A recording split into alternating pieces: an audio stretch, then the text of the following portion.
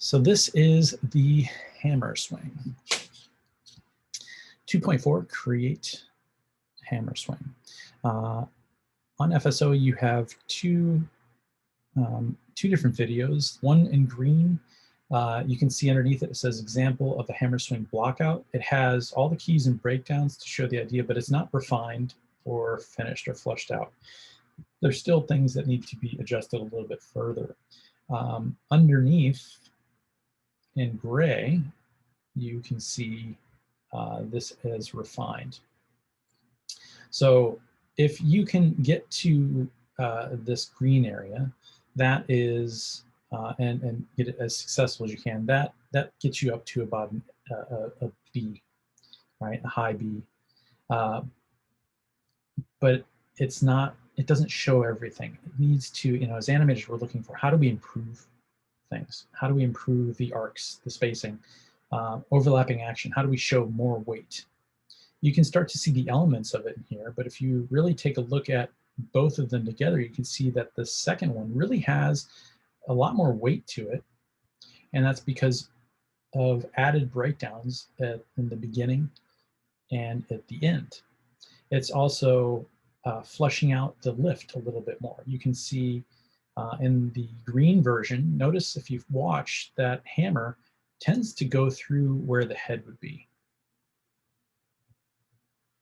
And so we wouldn't want to hit our own head if we're raising that hammer up in the air. So you'll see that the path of action of the hammerhead is actually fleshed out a little bit better on the lower one. And you can see how that seems more like it would avoid that head a little more instead of going straight through that body. All right. So those are your two kind of examples to look at. I do have a demo available for you guys, and I'm going to do the live demo with you guys right now.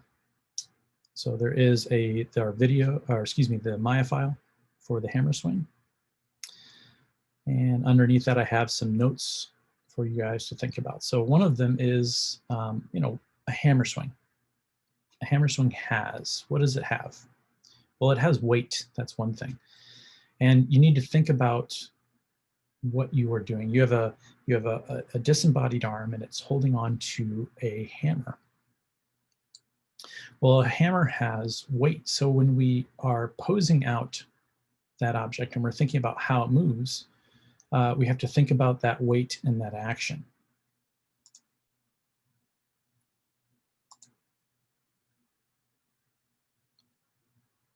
I'm gonna turn off my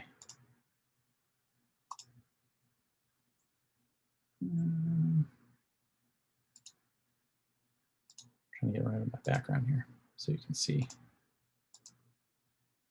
Choose virtual background. I would like none at the moment. Okay, there we go. Okay, so here's a hammer. Now, when I move this hammer, right, I don't move it like this, right? You see how stiff that is? I always have to think about overlapping action. Now, if I move a hammer from left to right and actually move it, notice what happens. Right, see that? Just a little bit of move. So if I have a key here and I have a key here, this goes back to just those simple shapes, the things that I drew, that line, right? Pose here and a pose here, right? So if I'm going from here to here, if I want to make that look more fluid, well, what leads the action? Well, I'm pulling, right, with the elbow, and that pulls the wrist. Well, the wrist breaks, but the hammerhead does what? It says, I still am over here, right? I'm still here. And then when I get to this side, it catches up. So I get here at the end first, and then the hammer's still dragging behind. So I have to, if I was breaking down that movement, I would have a key here. Then my first breakdown would be the pull, but it would be allowing the hammer kind of the timing to stay where it was before, right? And then I might have another breakdown at the end, maybe, that still has that drag, okay? And then I'd get to that final pose, but I might go past it and then come back, right? So it would be here, there, to there. So, and even when I go forward, look at that, boom, right? If I'm going to hit, I'm going to strike, right? You see that? That's because it has weight, right? If I held it the other direction, right, I would still actually, if I was going to hit something, I'd still do that, but I wouldn't do it as much, right? Because there's not as much weight here. But if I was going to strike something, I would still do this. It just wouldn't go back as far. Whereas if I was holding this side, I might drag that a little bit more, right? And it's all because of the weight. Now, if I'm lifting this up in the air, let's say my first pose like this, as I lift this up, right, that hammer has to show weight. And I have to overcome that. Now, the other thing you have to think about is that this is a disembodied arm. And you're going to actually be holding it like this. So if we, it's actually going to be, let's see, this arm, right? As you guys see it. So when it lifts, you're going to come out and lift up and hit. I need some better camera work here. All right. We're going to come up and then we're going to strike. What you don't want to do is bring it across the body. Okay. And the reason for that is, well, because there's no scapula, right? And you actually can't show that because the shoulder is locked in place. It's only rotational based, right? So watch, if I actually go around like this, what do you see happen? Here's the first pose, the hammer's down below. When I do this, what just happened? Well, I have a curve through my spine, right? My scapula has raised, and I'm bringing that arm up and then around. So I can't do this, and you cannot either. So for this assignment, you can't bring that arm in and around. You actually have to kind of bring it out here and then strike. So this is kind of what we're going to be doing, right? And it'll look like this from the side here. I'm going to take my headphones off for a minute. Up.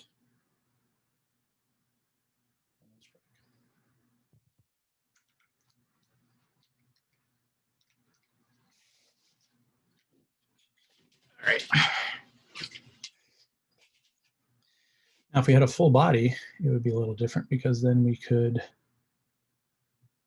actually play around with what we can do a little bit more. So we're a little bit limited on our choices. We still want to have good path of action, but we want to make sure that we're not trying to cross into that body in a way that actually would shorten that arm a little bit too much. All right. So you want to visualize out the idea. Now we have the examples, what we're trying to recreate, right, through here. And how you lift that up, there can be some adjustments to it, right? But it still has to fall within what we're showing here. Okay, so I don't want you guys to, let's see, I always have people say, well, can I try something else? Well, you can show a little bit more weight. You can, by how you pose that figure. But I'd really like you to, sorry, let me share that screen.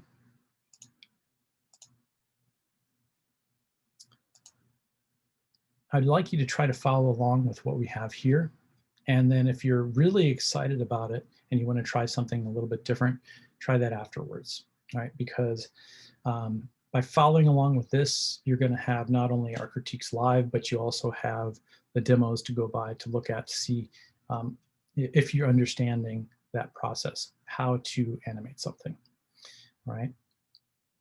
But even within these poses that we're creating here, there is subtle differences. So I don't want it to be completely drastic to the point where it's like, you're like, I'm trying this and it's, like, and for instance, not to use you, Ed Nerd, for this, but I'm going to do a Spider-Man pose for that, right?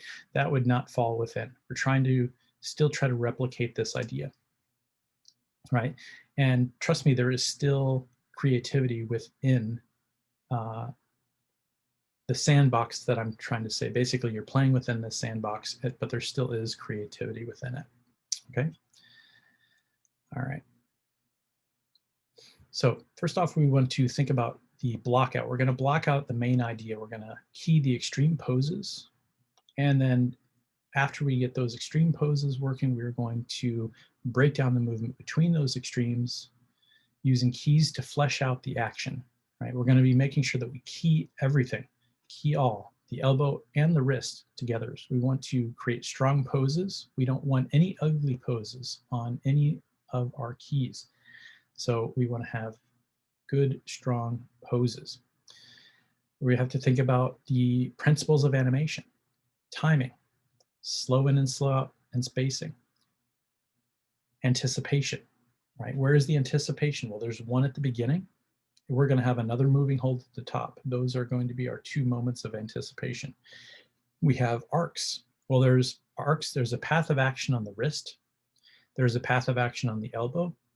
And there is a path of action or an arc on that hammer head. We need to think about overlapping action and follow through, drag and lead. It shows weight and it also shows flexibility.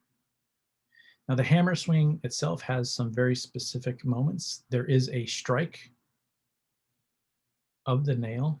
The nail is something that you're going to have to adjust to make it work. And then there's a recoil and a settle. And the recoil and the settle is similar to the overshoot and settle. And then finally, we have appeal, right? Does your final animation, does it come to life? Is it clear? Does it utilize all these principles in a way that makes it interesting to look at? Now, I have another whiteboard here from class. Again, I suggest just downloading that so you can see it a little bit larger. And you'll see that there's some similarities to that breakdown project that we've done. You can almost see that lift, right? There's that curve going up to the top. Now, instead of going down and striking at 50, we're going to go move into 50 with a moving hold. And then we're going to go the opposite direction to strike, then go up, recoil, and then settle. All right.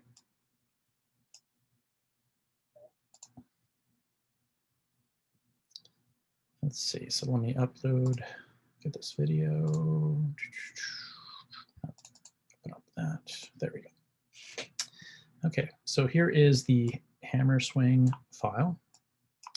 It'll open up in the PlayBlast camera. Make sure that your PlayBlast camera is locked. So go View and lock the camera. And I'm telling you this right now because it is not locked.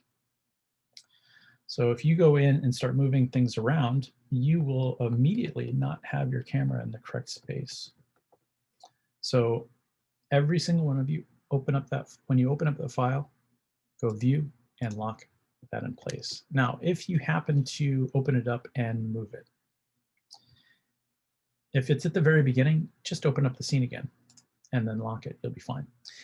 If you kind of accidentally move the camera position, you can actually use the back bracket on your keyboard to go back. It's kind of like an undo for camera. And the back bracket, what does that look like?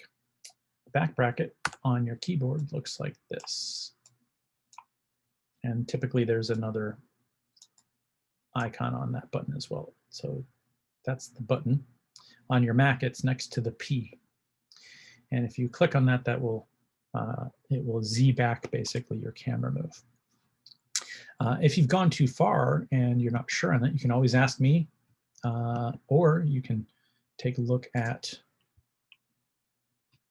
the gray example because you can see that there's a box there and try to match that as best as you can. All right. All right. So I'm going to lock this, View, lock camera. So that way my PlayBlast camera does not move. And while I'm here, I'm going to go to Show and check Show again. It looks like this is not cleaned up. So make sure that you go into Show, tear that off, say None, Curves, Surfaces, Polys, and I'm going to click on Motion Trail. Now, then I'm going to go open up my 4 views, and I need to get each one of these windows set up. My top left, I'm going to make my perspective. So I go Panels, Perspective, perspective window. I'm going to go into that and hit 6. Now I can actually zoom around things if I need to. Go to show, and you'll have to tear that menu off. Say none, curved surfaces, polys, and motion trail. All right, and then last we want the side and the front. So I'm gonna go to front first, hit 6, and go to show, tear that off, say none, curved surfaces, and polys, and of course motion trail, because I will be looking at this side view. And then of course, or excuse me, the front view. Then I'm going to go to the side view. Side view kind of matches my camera. I always like to have it though, because again, it's an ortho, a flat view. So I'm going to hit 6. It is X-rayed, so I can go to shading and get rid of X-ray for shading, and go to show, tear that off. So none, curved surfaces, and polys, and of course my motion trail. All right, so one last thing, I want to make sure that my render settings are HT720. So I open up render settings and set that to HT720. And I'll pull this out, open it up, and I'm going to save this scene out for the first time.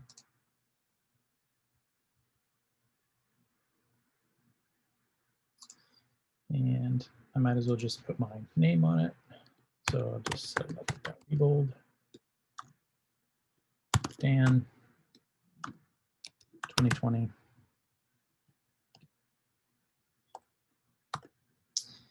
instead of start, I'm going to just change that to 01. So I'm going to save this hopefully a few times. All right.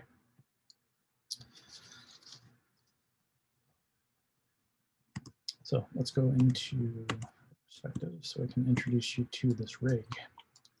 All right, so in this scene, it's the same rig that we've already worked with. The difference is there is a mallet that is attached. So just like before, if I grab the wrist IK, that's how I move things around, but you'll notice the mallet is parented to the wrist IK. So you have to be careful, because if you pull the wrist IK away, you will pull the hammer away from the hand. So that's something to think about.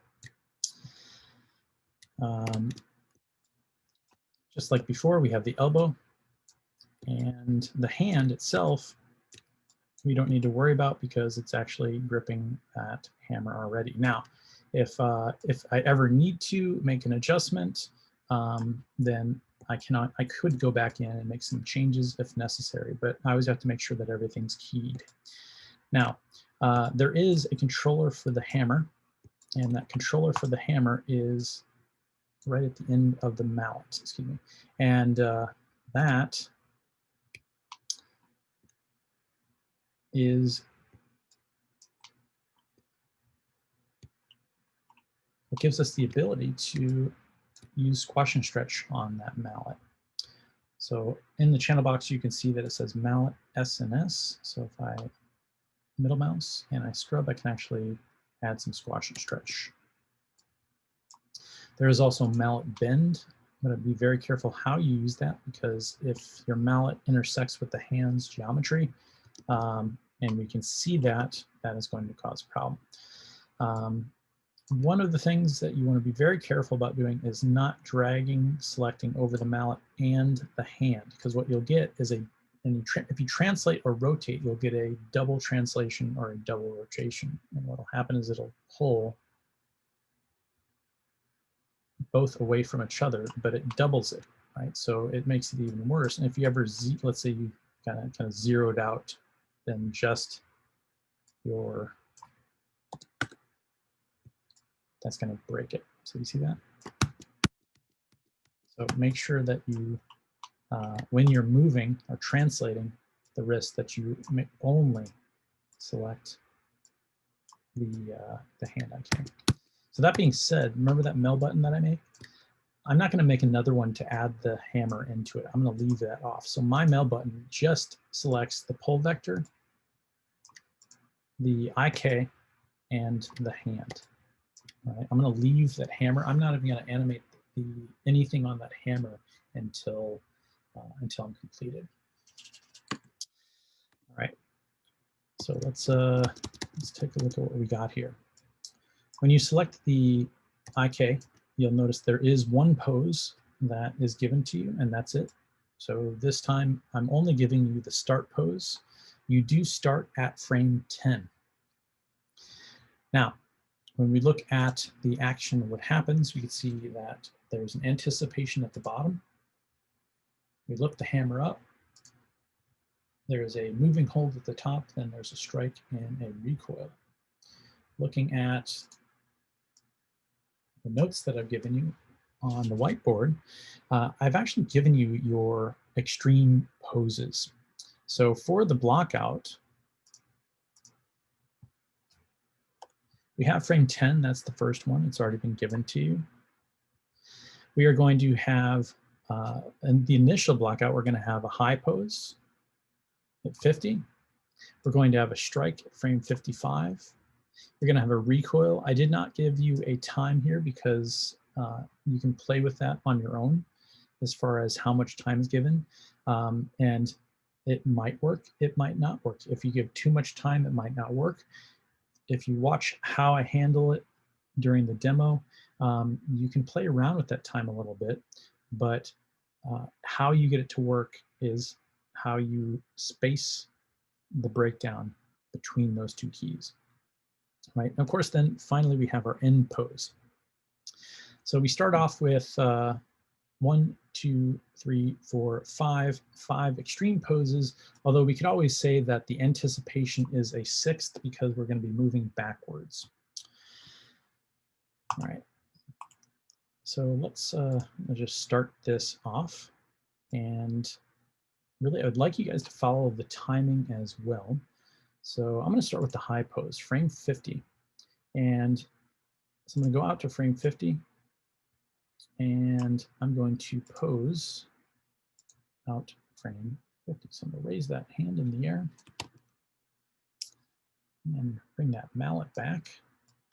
Now, what is this high pose? This high pose is the anticipation before the strike. So what I want to do is I want to have that elbow aiming at the nail. The nail is where I want to hit. So I'm going to bring this elbow around and aim that elbow right at that nail. And what that does, if you ever see somebody strike a nail or swing that hammer, the elbow comes around first. So this is the moment right before I start to strike. So I want that elbow already on point. I want it to be aiming where it's going to go. And at this point, I can just adjust this pose up. I want that hammer, the weight of it to go backwards a little bit, just there. And there we go, that's my pose. So I have my first pose, and now I have my high pose. And I'm gonna go forward now, and I'm gonna do the strike. Now, when I scrub through, you'll notice that that nail drops down. So let's just go forth and select that nail to see what's on it. Well, there's two keys. There's one at frame 50, and there's one at frame 55. Now, if you look at the board, you'll see that the strike should happen at frame 55. Now I've set up a little pitfall for you, and the pitfall is this. If you strike the nail head at frame 50 and you drive it down to 55, your strike will not work because that is too slow of a movement. Okay, I've done this on purpose, and I'm telling you guys that so that you know it's something that needs to be fixed. You actually have to rekey this high pose of the nail at frame 54. So that's what I'm going to do right now, because we're going to strike that nail and drive it instantly.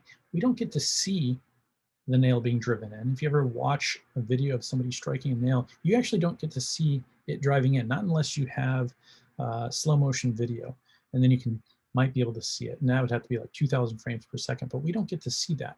So this is way too much time to see that nail being driven in. Now, do I have to have it exactly at frame 54? Like, do I take 50 and move it to 54? Right, because we're going to drive that nail in one frame, boom, down. Well, can I have it at frame 53? It's possible. You can. It is possible to make that work, but it is difficult. if you don't do it appropriately. If you do, you can make it work. But anything more than that, we start to see that hammer head slow down, and you really don't have enough time to make that work. So ultimately, the best outcome for this one is to have that hammer, the nail with it at the highest position at frame 54. So you're either moving that key to frame 54, or you're just going to steal that position and just rekey it again. Either way will work. So the next key, once I've done that, I've adjusted the nail so it stays up at frame 54, and at 55 it is down. So now the next thing I need to do is actually pose the strike. So I'm on frame 55, and I'm going to take my hammer and use the rotation.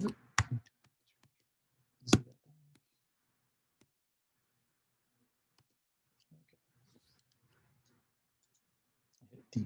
That's not a good thing to do. All right.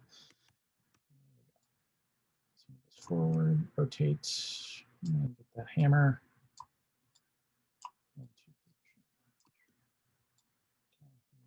Oops, I'm at the wrong pose.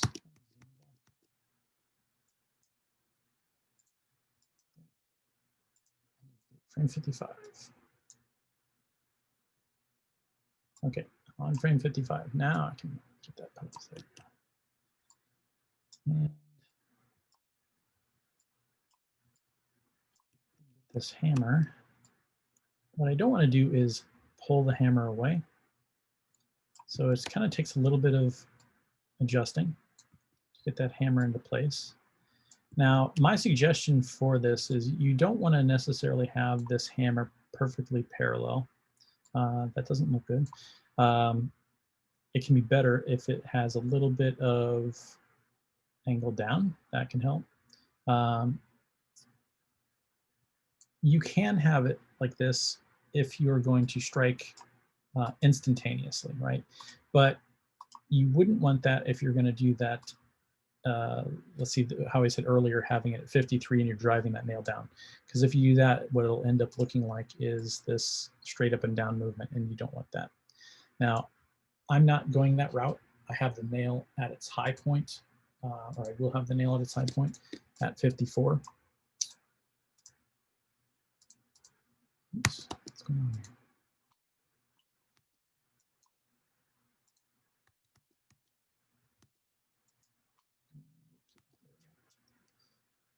Okay, so I have my nail keyed. So I have my strike. So I'm not ever going to show the moment the nail and the hammer make contact at this position. I'm actually going to show you the after moment where it's driven the strike. If you do decide to show the moment beforehand, what you don't want is that the hammer perfectly parallel on the previous frame, because otherwise it'll go straight up and down, okay? And that'll look funny. So hopefully if you guys will get your block out quicker so I can see that and kind of help you guys through some of those choices. All right, so I have my high pose, I have my strike. My strike doesn't look exactly how it should. I don't want that elbow up here. I actually want that elbow down. And notice I don't have any bend in that arm.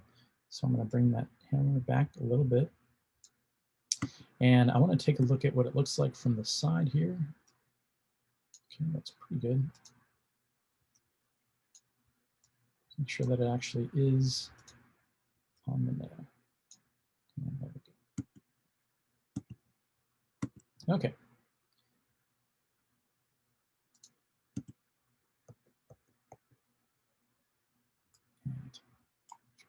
Okay. So I have my high pose, I have my strike, and now I want to do the recoil and the settle, right? So we look here, recoil and settle. So after the strike, I'm going to go out, let's say, 55. I'm going to go out,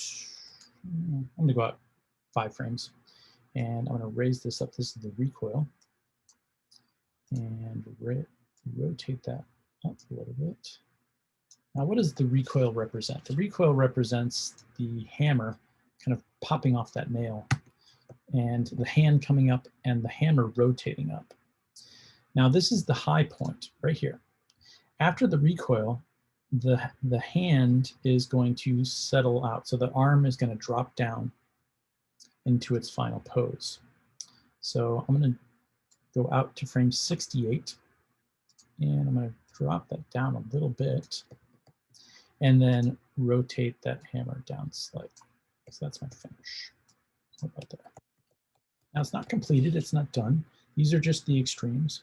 I'm actually going to extend my timeline out to frame 85. Give me a little bit more room. All right. And we're going to come back to these to add breakdowns to make them work a little bit better. So where are we at? So we have frame 10, we have our high pose, we have our strike, recoil, and settle. Basic block out.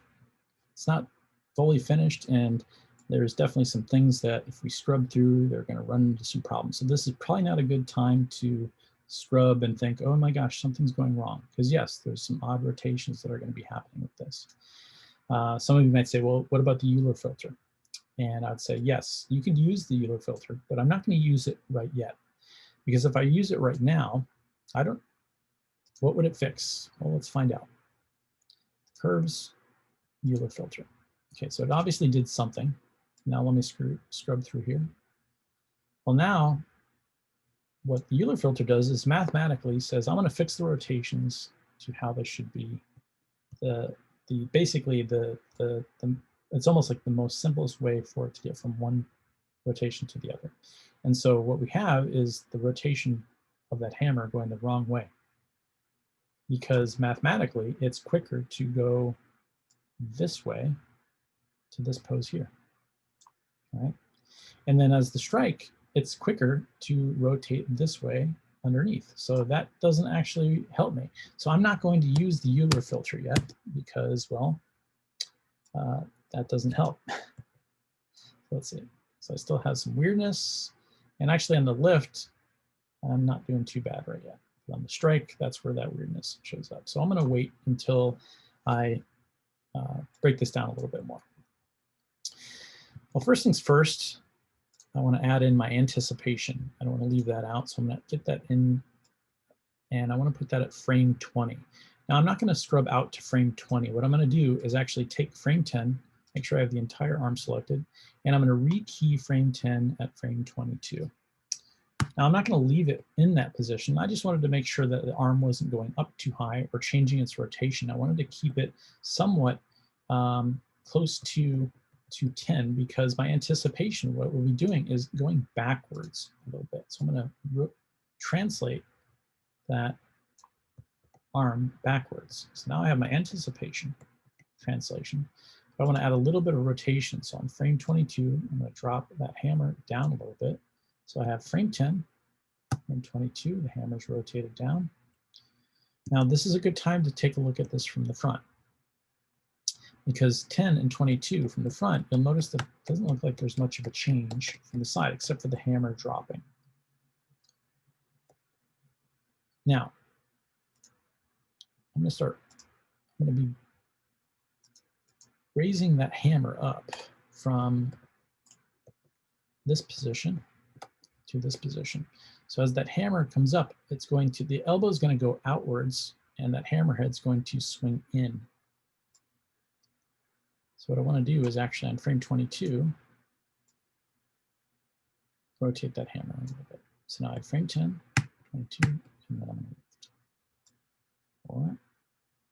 You can see how crazy that elbow looks. So we're going to be running into some problems. I need to actually put some breakdowns in here, right?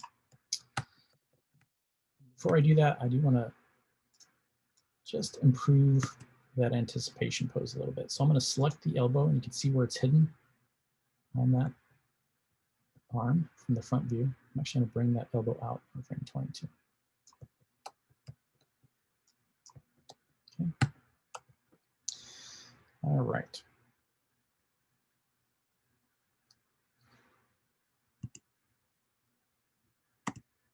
So let's take a look at our motion trail. What do we got here?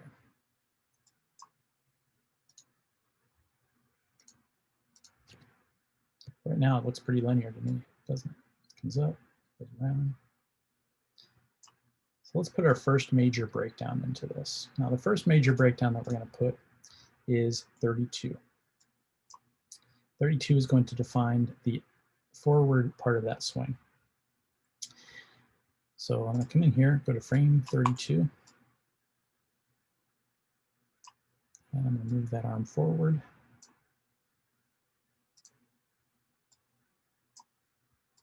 And get the rotation so that the hammer comes inwards a little bit. I'm going to raise that elbow up a little bit. I just want to drag that hammer down. Okay. This is just my initial pose. I'm just trying to get that far breakdown so I can have that hammer swing out forward and then bring that up. And you can kind of see that because I've defined that action, it's starting to come together a little bit. Take a look at it from the side. And here's frame 32. What I want to do is bring this arm out a little bit, because otherwise I'm still going to get that same pinched elbow. So I'm going to go to frame 32 and pull that arm out. And while I'm here, I want to add a little weight to that hammerhead. So I'm going to rotate that hammerhead down and break that wrist.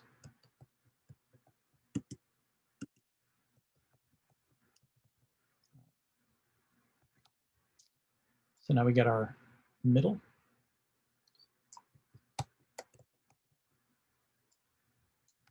Now let's add that moving hold at the top. Because we need a moving hold. Because right now, if we just press play, so it goes up to the top and then swings down. It's not working too well. So we want to have a moving hold at the top. Now the moving hold, you can see here, is 38. That's the next move we're going to make. We're actually going to steal frame 46 and move it to frame 38. So let's take a look at what that looks like. 46, and there's 50. So 46, we're going to steal frame 46. I'm going to select the entire arm and elbow, steal frame 46, move it to frame 38. Now you'll notice that we got this 38 and 50. They're very close, and we have some nice movement on that. But is it good enough? Well, no, I really want to improve that path of action a little bit. So we'll see how it's kind of linear here. So I'm going to deselect everything, select the translation. I'm going to move that hand up so that I can start this arc of the lift.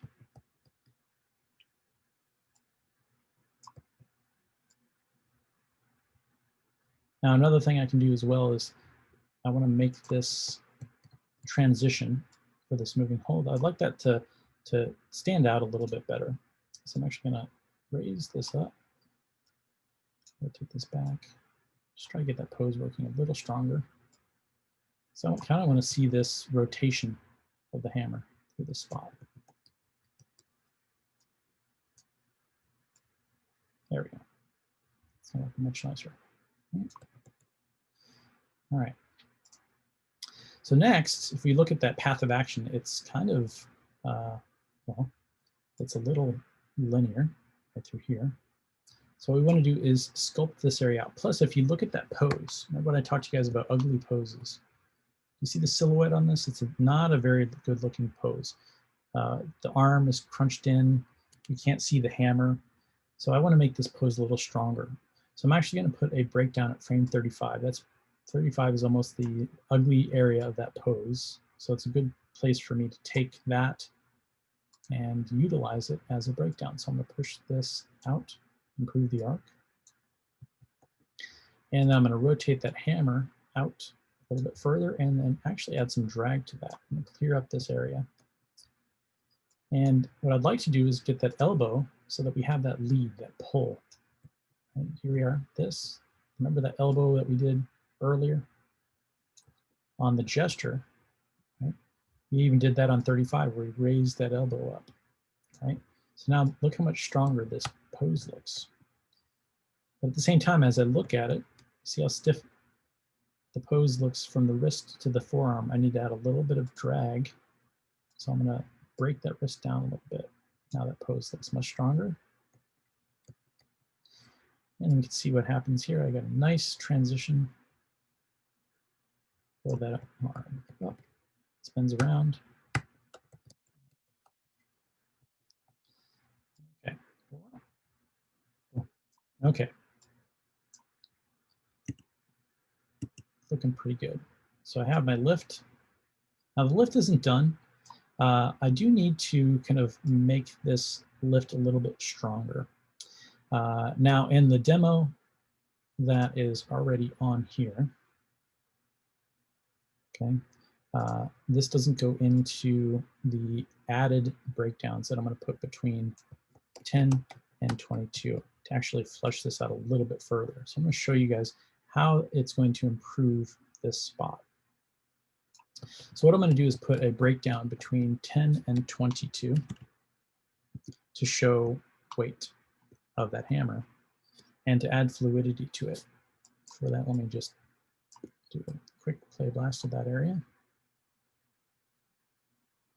so that we have that. Back. There. All right, so now with 2 breakdowns, I'm actually going to improve not only the weight, but even the timing or the slow in and slow out of the movement.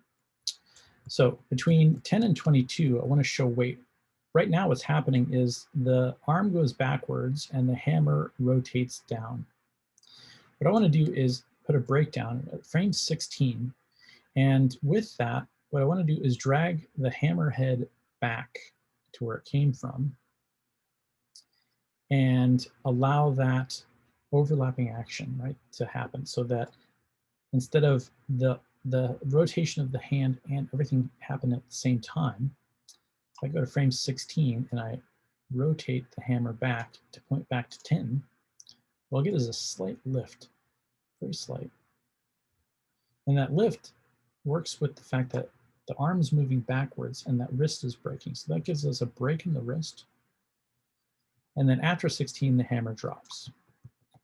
So that was rotation, but I still want to key that entire pose. So I'm going to select the entire arm, key it.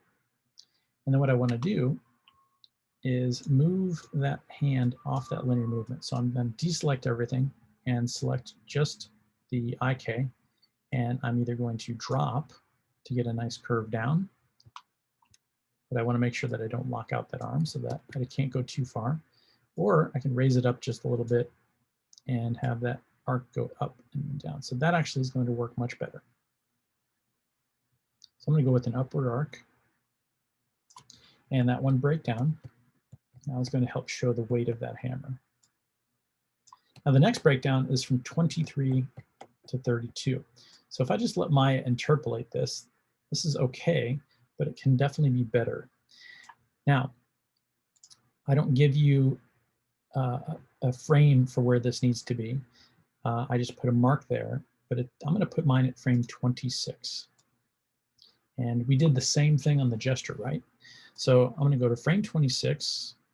Maybe I'll even take 27 on this one. Yeah, let's go 27 this time. All right, I've done 26 before. If you did 26, it would still work either way. But I'm going to notice how 26 is a little bit closer to 22.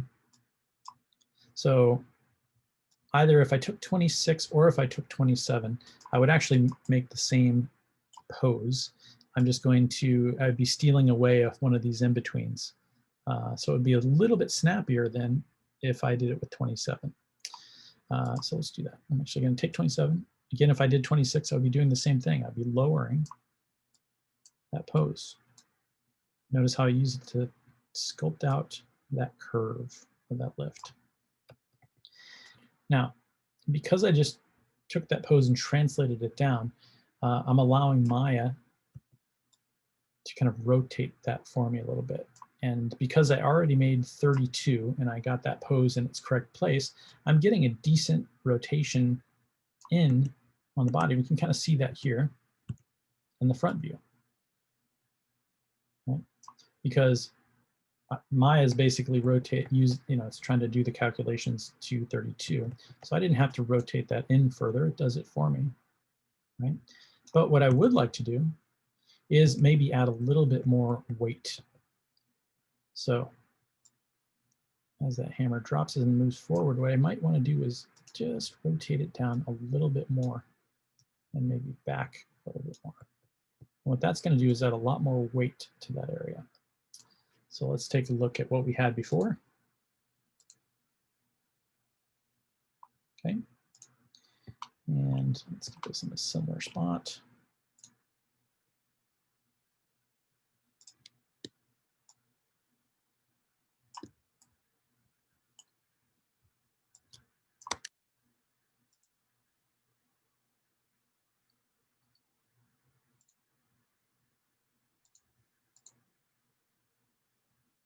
Do you see the difference? Back, lift. The breakdowns add more weight. Back, and here's the weight of that hammer. So we have overlapping action right there. That makes that work better. Lift. This is more stiff. Okay. All right. So at this point, looks like we've got our lift done. It's looking pretty good. So let's do the strike. Now the strike, we are at frame 50. So here is frame 50, and 55 is where the hammer strikes that nail. So this is 55. Now we're going to be improving this arc so that it swings down and strikes that nail. But keep in mind that we only have 5 frames. We have 50 here, and we have 55 here. Now we still want to show an acceleration, and this is why I don't want you guys to have the hammer strike the nail head at like 53 or further or sooner, because we only have 5 frames to go from 50 to 55. And you need to have a slow out from frame 50. You want to accelerate down and strike hard. Well, we only have 5 frames, right? So we have frame 50. Then that means we only have 51, 52, 53, and 54. So that's only 4 in-betweens. So how do we want them spaced? If I put one of the in-betweens here, well, that only leaves 3 other ones. So how do I slow out from 50? That means I would have to have 1 here, 1 here, and 1 here. Well, that could work, but that's going to be pretty quick. If I had just 1 more slowing out from 50, that could work better. And that it does work the best if you do this. So 55 is the strike. And 54, you actually want 54 to be here. And 54 is actually going to be your first breakdown of this swing. You're going to put it about right in the middle and create the pose for that. Then hopefully what will happen is Maya will give you a decent slow out from 50 with the other frames. Okay, if it doesn't, then we'll have to make adjustments. If it does, right, sometimes it's less work, sometimes it's more work. It really depends on where your poses are at. So let's take a look at that. We're going to do this ourselves and we can see what's going on right now. There's some odd rotations. I'm not going to use the Euler filter yet. Okay, so what I want to do is create 54. And where do I want to put 54? Sorry, I wrote that wrong. This is 54, right? 54. I'm going to put it right here. All right, so I'm going to go to frame 54, and I'm going to raise this up, and I want to drag that hammerhead back. So I'm going to get my rotations working.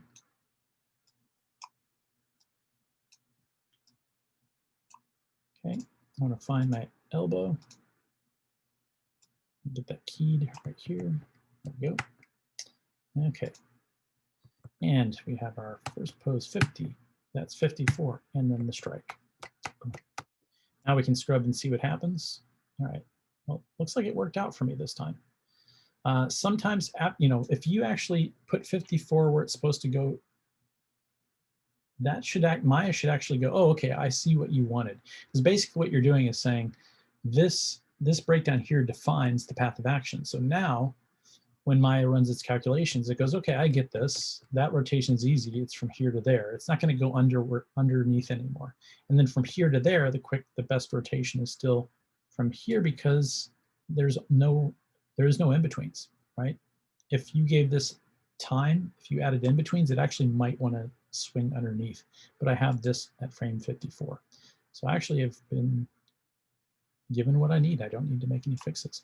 So when you get to this point, if you have problems, you try to fix it. If you struggle with that, share it with me, and I can kind of if you're not able to get it fixed, share it with me, and I can show you some different things you could do.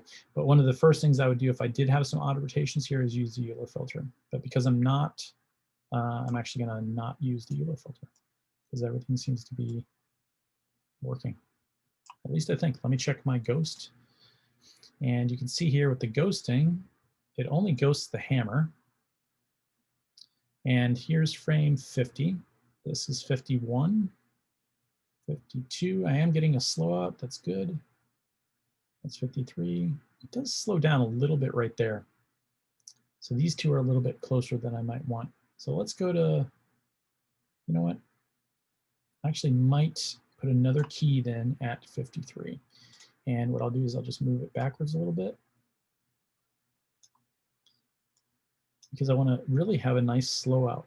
Now you see how I got that spacing just a little bit better. Rotate this back a little more. So now the hammer is slowing out from 50, much better. All right, and I got that on a path. Notice how nice that path of action is on that hammer head, right? And you can see it through the ghosting. And that's the strike. Okay, so here we go. Boom. Up. Boom. All right. So I know Edner's going, well, Dan, look how stiff the ending looks. I'm like, Edner, yeah, you're right. You can see that. Look at that. See how stiff that ending looks? That does not look good. It looks like a cuckoo clock, right? Everything else is starting to look good.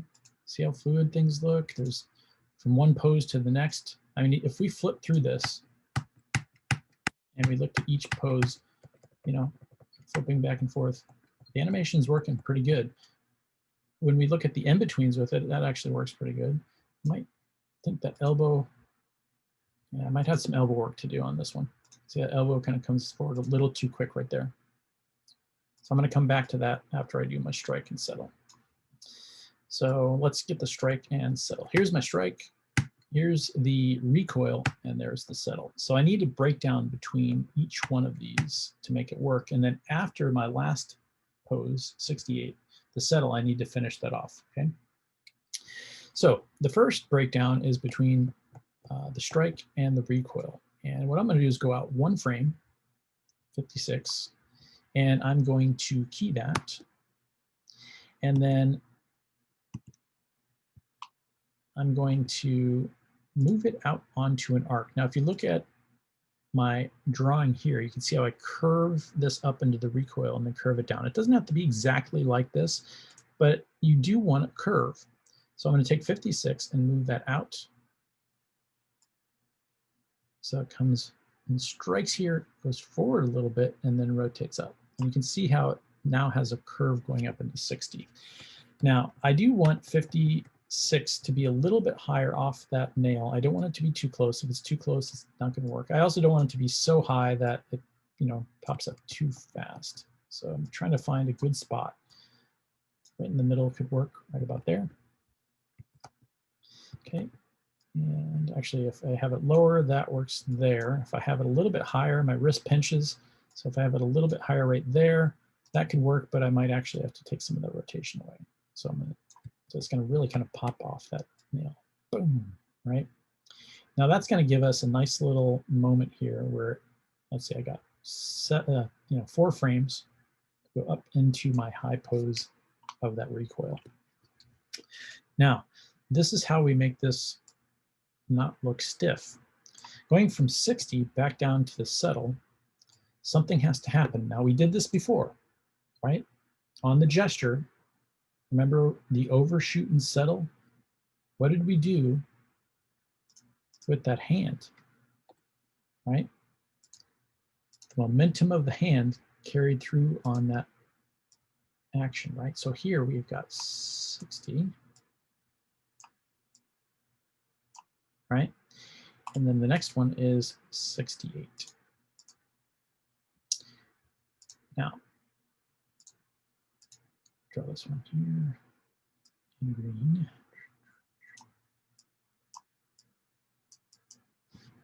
All right. Now, the hand is actually going from 60 to 68. So this is 68. And this is 60. Now, as the hand starts to drop, and again, I'm going to curve I'm going to put a breakdown in between 60 and 68. And I'm going to add a little bit of a curve to that, right, as it drops. So I'm going to improve it because otherwise it'll be a linear path.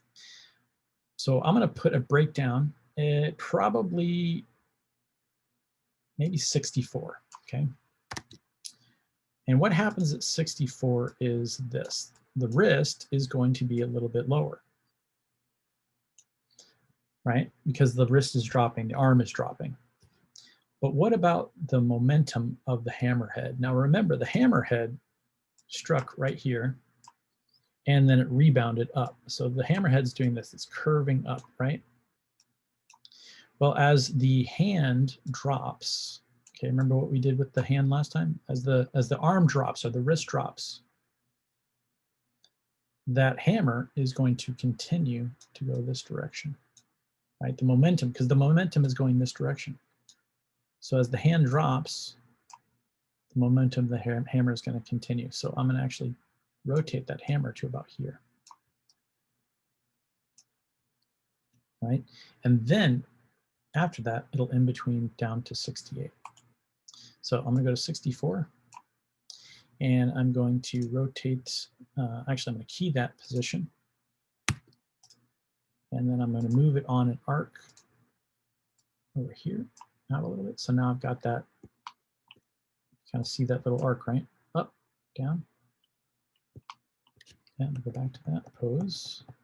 Okay, and you can see how stiff it still looks. It's on an arc, but notice the hammer doesn't feel like it has weight, right? So at 64, I'm going to rotate that hammer back so that it shows the momentum of that rotation up. So strikes, okay, the breakdown at 56, recoil height, the hammer is rotating backwards.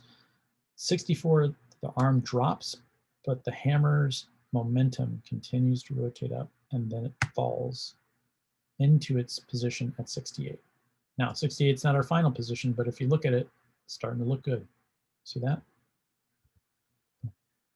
All right, so now I want to finish this off.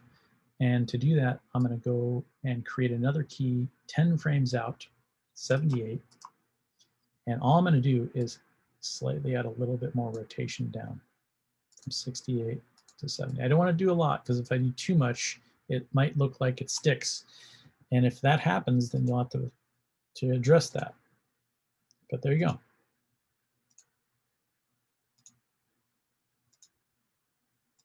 Recoil and settle. Okay. Now, that elbow, that was bothering me, so I'm going to go back. See how it snaps too quick? Boom, right through there. So what I need to do is kind of play around with that, where that change happens. So let's see, when does it happen? Comes up here, 35. Okay, so actually it flips between 35 and 38. So that's kind of maybe too quick. So what I'm going to do is on 38, I'm going to bring that back a little bit more. I don't want to bring it all the way back here. I don't want to do that. That would make it look flat. So let's just try there first and see how that works. More. Okay, maybe I want to repose this a little more. So let's take this. So I'm just taking 38. And 38 is my moving hold. I'm going to play around with that. Raise that up a little bit more. Now I got this. Notice how I'm avoiding that head. Okay, there we go.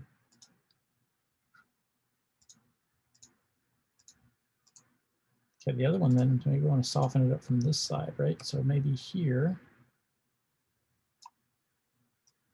the distance for the elbow maybe is a little too great. So at 35, maybe I want to drop it a little bit on 35. So it comes a little bit closer to where it's going to be going to. So let's say two, there. Still want it to lead up. So actually maybe I'll lead this up higher. It's on 32. So I went down to 32 and I raised that up higher, right? Actually, now that's starting to work a little bit better. So it moves up and goes around. Up, goes around. There we go. Okay, then here, I think there's a funny elbow movement happening here. So I think I need to do on this is maybe bring this elbow forward on 22. Now, and where that elbow is, I got to see it from the side view. Let's find out. Make sure it doesn't. Okay, so it actually comes out and around. That's good.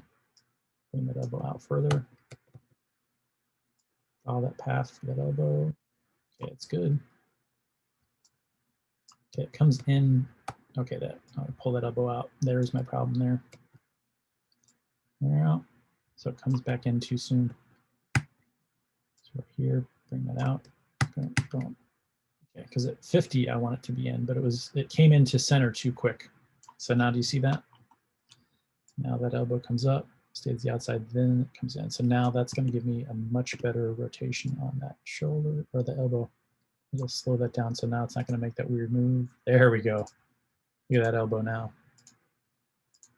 That's magic right there. It's all about positioning. And there we go. And at that point, play blast. I'm done.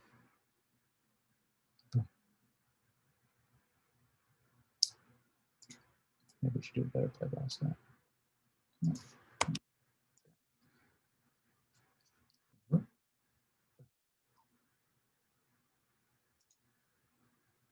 right. All right. So that is the hammer swing. Do you guys have any questions?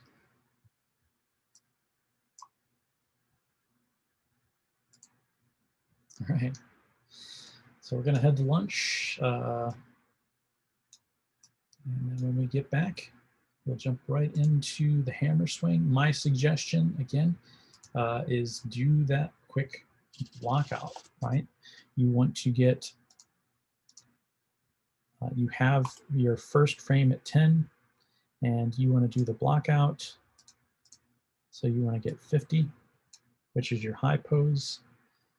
If you want, you can do the anticipation, get that in there. So you could just, basically what I would like to see within an hour, right, is the antic frame 50, which is your high pose, the strike, the recoil, and the settle, right?